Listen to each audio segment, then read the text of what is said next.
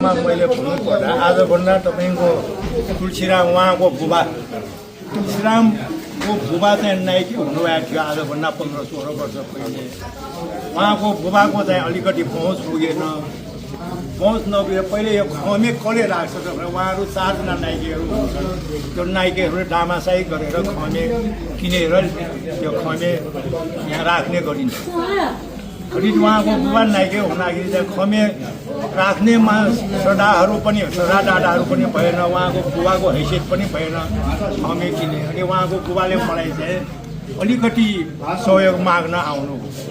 करिब दसैँ आउन 1 महिना पनि बाँकी भइरहेको। त्यस बेलासम्म खमे उपलब्ध नभएकोले उहाँको बुबा 8-10 चोटि त्योभन्दा अगाडि आइसक्यो। अनि मैले उहाँको बुबाले वचन दिएँ दसैँ 15 दिन अगाडिसम्म कोही दाता नआए, कोही दाताले खमे दान गर्न आउनेहरू नभए म जे सक्छु खमेको जात्रा म रोकिदिँदैन भनेर उहाँको बुबालाई मैले वचन दिएँ। कति सालको कुरा हो यो? 16-17 साल जति पहिले।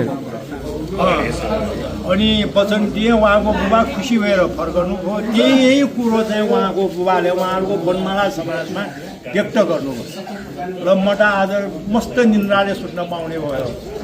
किन भन्दाखेरि विष्णु दाई कहाँ गएको उहाँले खमेको व्यवस्था गरिदिन्छु भनेर मलाई वचन दिनुभयो भने। अनि आस्काजी वनमाला भन्नेले आस्काजी वनमालाले विष्णुले दुःख दिनु हुँदैन। उहाँ सबै व्यवस्थापनमा हेरिरहनु भएको छ। उहाँले के भएर उहाँले दुःख दिनु हुँदैन, मै राखिदिन्छु भनेर वनमालाले राखिदिएँ।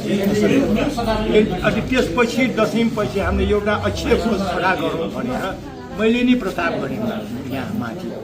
उहाँ हुनुहुन्थ्यो, उहाँको बुबा हुनुहुन्थ्यो, उहाँको बुबा सबै हुनुहुन्थ्यो। अनि ल एउटा अक्षय कोष बनाऊ हामी। म धेरै जसो काठमाडौँमा जान्छु, काठमाडौँमा ठुला बडाहरूसँग म अनुरोध गर्छु भनेर भने यहाँ पनि गर्छौँ भनेर भने। अनि म धेरै त म पनि सकिँदैन, 50,000 5 रुपियाँ म राखिदिन्छु भनेर। अनि उहाँले राख्नुभयो। उहाँको बुबाले उहाँको 60-70 हजार त्यतिकै उठ्यो। करिब 90-95 उठाएँ। अनि त्यहाँबाट निस्केर सबभन्दा खमेला सहयोग ईश्वरी साई त्यहाँ ठालासीमा पुग्दाखेरि विष्णुले कता जाँदा ईश्वरी एउटा काम यस्तो यस्तो गर्ने हामीले भन्न साह्रो ल तपाईँ हाम्रो म पनि 5,000 भने उहाँले दिनु। अनि हाम्रो भाइ सबको छोरा छोरी उहाँ कहाँ जान आएको मलाई भेट भयो। त्यतिकै फर्केर आएँ। अब त्यो कोषले अलिकति पैसा जम्मा भइरहेछ। त्यहाँदेखि मैले उहाँहरूलाई के सुझाव दिएको भने कुशल काम गर्ने सोच रहेको छु। अकुशल काम हामी नगरौँ, राम्रो कामको माथि हामीले माग्दैछौँ भनेर त्यो संस्था स्थापना गरेको। अहिलेसम्म चाहिँ पत्रकारले हाम्रा दाजुभाइहरूले नवदुर्गाप्रति आस्था जाहेर गर्ने, नवदुर्गाप्रति आस्था राखी काम गर्ने महानुभावहरूले अहिलेसम्म नवदुर्गा सम्बन्धी जुन खमेको जात्रा सञ्चालन गर्नुपर्ने हो त्यो जात्रा सञ्चालन गर्न हालसम्म समय पनि आउनु भएको छ।